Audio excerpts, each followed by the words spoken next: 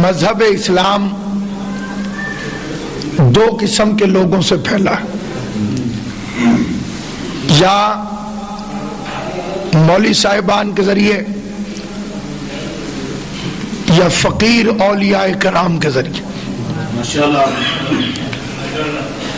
ملائیت تعصب کا بحروب ہے، اس نے عالمین کے رسول کو بھی طبقوں میں تقسیم کر دیا، حتیٰ کہ مسجدوں کا نام بھی فرقوں پر، مولویوں کا تعارف بھی فرقوں سے۔ لیکن جو فقیر کی بزم ہوتی تھی، فقیر سے مراد وہ نہیں جو ہماری روزمرہ کی زبان میں استعمال ہوتا ہے، ہم بھکاری کو بھی فقیر کہہ دیتے ہیں۔ بھکاری اور فقیر میں زمین آسمان کا فرق ہے۔ جسے زمانہ ٹھکرا دے اسے بھکاری کہتے ہیں، اور جو زمانے کو ٹھکرا دے اسے فقیر کہتے ہیں۔ سلامت مولا علی میرے بادشاہ امیر المومنین کا ایک لقب ہے، امام الفقراء، فقیروں کا امام۔ کیا مطلب؟ عربی زبان میں قبلہ کعبہ تشریف فرمائیں، اچھے مرد کو اعلیٰ کہا جاتا ہے۔ اگر کوئی مرد ہو، مذکر اچھا ہو، صاحب صفات ہو، اچھی صفات کا حامل ہو، اسے عربی میں کہا جاتا ہے اعلیٰ۔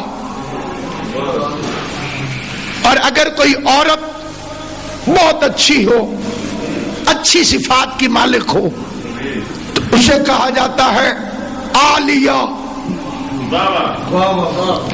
اعلیٰ کی مؤنث ہے عالیہ۔ اگر کوئی گھٹیا، گندا، ذلیل، پست مرد ہو تو اسے عربی میں کہتے ہیں ادنا۔ اور اگر کوئی گندی، گھٹیا، ذلیل، دھوکے باز، پست عورت ہو تو اسے عربی میں کہتے ہیں دنیا۔ اعلیٰ کی مؤنث ہے عالیہ، ادنا کی مؤنث ہے دنیا۔ گندی عورت، گھٹیا عورت، دھوکے باز، ذلیل، پست۔ اور اگر یہ دنیا گھٹیا اور گندی عورت نہ ہوتی تو فقیروں کا امام کیوں کہتا جا دنیا علی تجھے طلاق دیتا؟ تو جو ہے طلاق عورت کو دی جاتی ہے، مؤنث کو دی جاتی ہے۔ تو وہ تھا امام الفقراء جس نے دنیا کو ٹھکرا دیا۔